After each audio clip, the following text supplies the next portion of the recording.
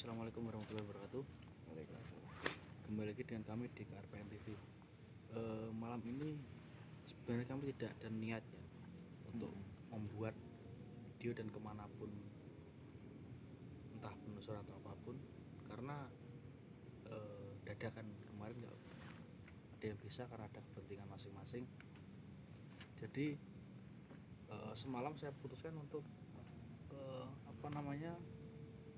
istilahnya melekan. Iya. Yes, mbuh hewan ini betulnya pengen kenapa Pak? Tiba-tiba ujuk-ujuk pengen. Jadi saya mulai jam 12:30 kalau salah. 12:30-an. Saya keluar rumah, saya bawa minyak dan lain sebagainya. Saya nggak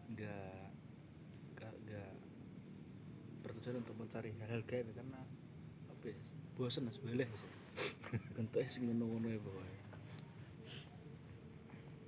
Kemudian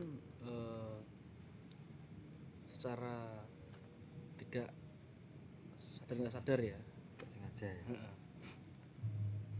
saya terjun pada satu tempat. Yang tempat itu mungkin belum pernah kita datangi sama sekali.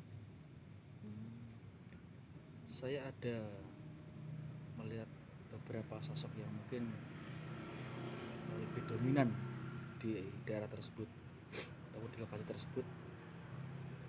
Kemudian saya nyari satu sosok yang mungkin bisa saya ajak komunikasi. Ada satu sosok orang tua, laki-laki dia bungkuk, bajunya kayak orang zaman dulu ya, dalang modelnya. Oh, pelangkon, pakai pelangkon. Enggak, Enggak. dia bajunya kayak gitu, dan juga pakai celana pendek dia. Komrang ya. Kemudian saya tanya, mungkin ada enggak atau kasarnya itu sosok yang mungkin ganggu banget di alam manusia gitu loh. Dia bilang ada, tetapi sosoknya lebih ke Banaspati. Saya tidak terjebak pada situ karena Banaspati itu satu, dia susah sekali untuk dicari sosok itu. Enggak di semua tempat gitu ya, Mas ya. Di semua tempat ada itu. Dan yang kedua, sosok itu dia punya kelemahan yang dimana kelemahan itu dia sembunyikan secara rapi. Dan ketika dia muncul, yang kita takutkan adalah ketika dia nyerangnya ke fisik. Kalau dia nyerang fisik itu luka bakarnya asli. Luka bakar asli. Itu ada bekas luka bakarnya. Jadi mungkin beresiko ya. Kalau kita nggak apa-apa, mungkin bisa menghandle. Kalau yang lain, Iya. mungkin dia khususnya ke orang-orang yang mungkin lewat situ. Dia muncul, dia menghantam, kita nggak tahu ya efek akhirnya, dampak buruknya seperti itu. Jadi daripada orang lain yang tidak bersalah kena dampak, lebih baik kita berpikir lebih ke depannya, lebih panjang, agar tidak timbul korban yang tidak diinginkan seperti itu. Dan kemudian setelah dia menjelaskan secara detail sosok yang ada di tempat itu, yang saya dapat informasi, tempat itu mungkin dominan lebih ke siluman. Dominan. Jadi mungkin yang kalian belum tahu, siluman itu cirinya hanya satu, dia itu 80% itu wujudnya binatang. 80%. Ada yang mungkin dia bisa berubah wujud itu, Mas ya. Bisa manusia, tapi kan realnya aslinya dia itu siluman yang mungkin tubuhnya hewan, kepalanya manusia, itu bisa dikatakan sebagai siluman. Kalau hal yang bertanduk itu belum, karena jin-jin yang bertanduk itu banyak sekali. Gitu. Jadi setelah itu saya tanya-tanya lagi, ada sosok satu siluman di mana dia itu sering kalau di dunia manusia itu istilahnya beban lah modelnya. Dia ini selalu bikin onar dimanapun gitu loh. Bikin masalah ya. Di mana ada dia, di situ pasti ada yang namanya masalah. Itu. Jadi saya bilang gini, kenapa nggak dihandle sendiri? Karena banyak sekali siluman-siluman yang mungkin di atasnya. Dulunya sudah ada, mungkin dengan memerangi dia. Karena mungkin ya dablek, Iya. keras kepala. Handle. Ya, mungkin itu sudah hobi dia, kesukaan dia membuat onar sana kemari. Jadi ya susah. Jadi biarin aja. Dan Ampuh. ketika saya cari ya soal itu, dia itu wujudnya lebih ke semacam kera ya, kalau dari postur wajahnya. Justru wajahnya. Tapi dia ekornya 2. Kalau kera kan kakinya juga seperti manusia ya. Iya. Kalau itu enggak, dia kayak semacam apa ya, burung lah, dia cakar itu kakinya, nyakar modelnya.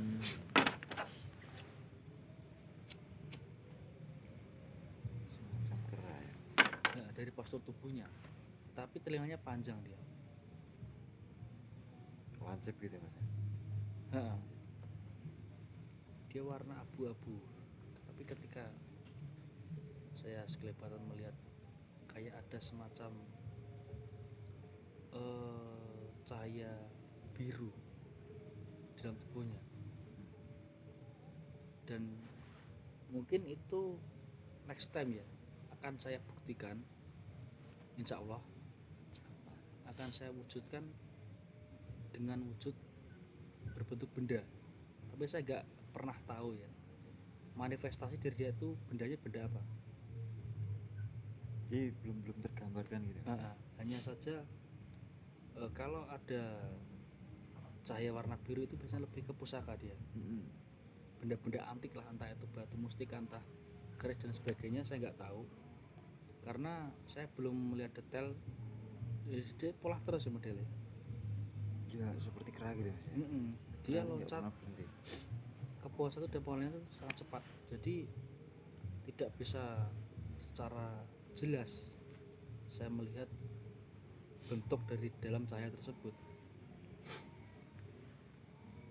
Berarti apa, pusaka itu yang jaga itu gitu intinya. Mungkin entah dia itu punya atau apa, saya nggak tahu. Kalau bisa saya katakan itu ada rumahnya mungkin. Ketika dia didapatkan oleh orang lain, ya dia masuk situ. Wujudnya seperti itu. Mungkin Mungkin seperti itu. Tetapi itu bisa jadi nyata atau enggak? diwujudkan bisa. Tapi saya butuh proses ya. Karena saya bukan orang-orang yang mungkin terlalu anarkis dimanapun tempat kita harus menarikan benda. Karena kita menarikan benda itu butuh tenaga juga, butuh power, butuh media juga. Kita butuh mental, dan yang pasti akan ada dampak negatif. Iya betul. Karena sesuatu yang kita tarik paksa gitu. Dan juga powernya ada negatif. Itu.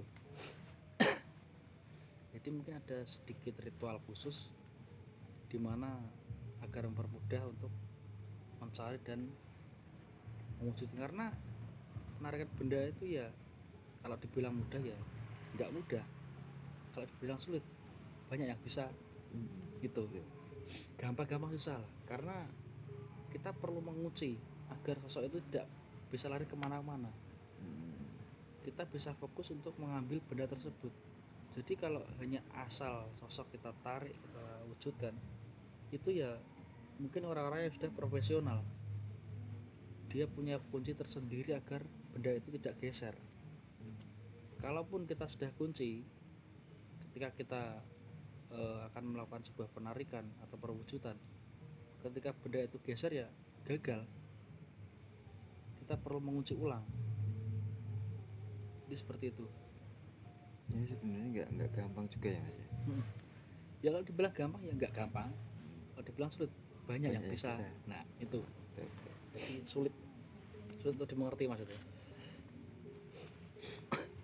Jadi Juga nggak semua orang bisa kan Mas. heeh, ya orang-orang yang mungkin Wis ahli di bidangnya lah. heeh, kalau nggak powernya lebih ya mungkin dia punya amalan khusus. Mm-mm. Karena penarikan pusaka itu ada amalnya, tapi yang paling penting satu, napas nggak boleh putus. Itu Berarti bernapas terus ya. ya pernah kalau putus ya Sekarang nggak mati. bisa putus. Putus mati maksudnya pernapasannya harus kuat itu. Terus intinya napasnya pedot tengah jalan kan ya Mm-mm. rasa energi bedone. Mm-mm. Jadi seperti itu. Saya terakhir penarikan wis buyan banget beberapa bertahun-tahun yang lalu. Emang pernah Mas ya? Pernah sekali tok Bisa. bisa tapi gak sempurna. Dia ini waktunya cupil kerowak. Oh gak bolong tapi kerowak. Berlah separuh tok. Gak ikhlas. Itu juga lewat mimpi juga di belakang rumah. Tapi saya buang jelek kok waktunya ke kerowak. Arep gue apa terus. Awak terus dadi mati jadi. Nah, tiga koleksi ya gak patut. Apa mau apa sih? Apa mau nek anune ukur separo. Dimute separuh. Ya pas ndas sih. Revel sikil tok. Jadi waktu itu ada mimpi apa namanya? Bukan didatang ya, hanya dengan suara disuruh di pohon randu yang sudah ditebang tapi karek gangel tok. Kas. Bekas pohon randu. Ada batu ambil gitu. Terus saya tanya warna apa, dia berkata jelas dia warnanya merah batunya, kecil sekukuin tapi cuwil malah cilik nah ya. Malah lembut malah. Waktu itu nggak malam mak saya narik, sore menjelang maghrib Maju sore. sore ya. Karena nggak ada nafsu untuk bener-bener milik itu nggak ada, hanya nyoba. Tapi itu butuh ritual nggak Mas? Enggak, waktu itu enggak sama sekali enggak. Enggak. Makanya setelah itu saya sakit Hmm. 3 hari, Ya, adem panas, ngeluh, ngikut ya. meriang modelnya. Warna merah pernah delima Mas ya. Enggak Enggak delimanya. enggak. Cuma batu merah gitu ya. Batunya. Dia enggak sama akek itu enggak. Dia kayak lonjong gitu loh. Tapi itu buat apa Mas? Saya enggak tahu. Karena kan dari dulunya saya enggak pernah minat yang namanya ngoleksi barang-barang seperti itu. Yang saya tahu adalah saya belajar ilmu kalau nggak praktek ya nggak tahu bisa atau enggak itu kan. Makanya saya coba, saya dapat materi saya coba. Dan ternyata ada doa untuk netralisir, saya nggak tahu waktu itu. Kurang ajar nang kayak gak pisan. Iya. Iya lagi. Setelah itu setelah sakit sembuh saya nggak minat yang namanya penarikan benda. Ya karena itu tadi Mas ya. Dampaknya terlalu ekstrim ke fisik. Mungkin kalau diteror dengan yang namanya suara-suara itu kan sudah biasa ya semacamnya. Tapi kalau langsung ke fisik kan yang namanya sakit kan nggak bisa kerja, Nggak bisa makan kerja, nggak enak, makan itu. nggak enak. Sembarang nggak enak, tutut sadah telung dino ganteng. Kan repot, pabrik bangkrut carane ngono. Rugi payu. Jadi setelah itu saya belajar lagi, ternyata memang ada satu ritual khusus di mana agar mempermudah ya. Dan tidak efeknya tidak sampai separah itu Mas. Dan saya sempat istilahnya itu nembung ya, kepada sosok teman-teman saya, ada yang mau bantu tapi nggak penarikan, hanya menghandle dari sosok lain yang mungkin akan mengganggu. Tuh.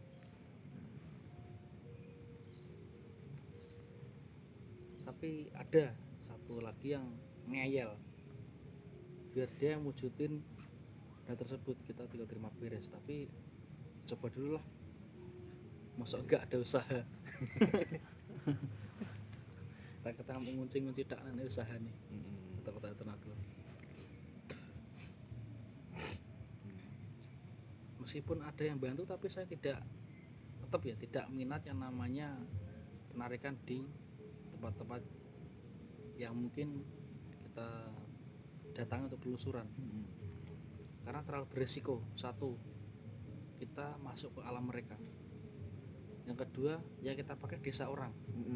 Kita nggak tahu itu benda untuk apa, dan itu mungkin istilahnya tuh punya orang atau punya apa, kita nggak tahu. Jadi kita nggak mau yang namanya asal narik. Kalau memang nggak ada yang namanya komunikasi khusus, yang memang dimana benda tersebut memang liar, tidak ada yang punya, seperti itu.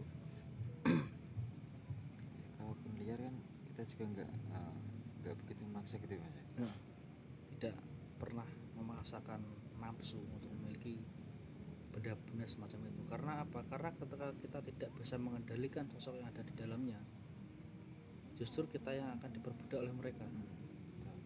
Bisa malah nyawanya direnggut oleh mereka, gitu loh. Bisa terus mata ini aduh repotan wis sitok malah rasa urip.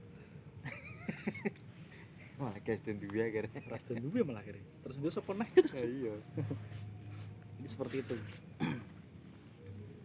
Mungkin yang ketika kalian mau belajar hal-hal penarikan benda ya, jangan pernah meremehkan bangsa-bangsa gaib ya, karena mereka itu punya ilmu yang mungkin tidak kalian itu ketahui.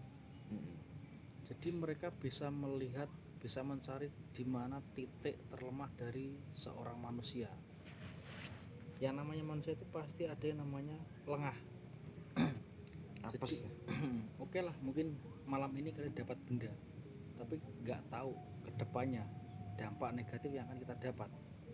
Jadi seperti itu.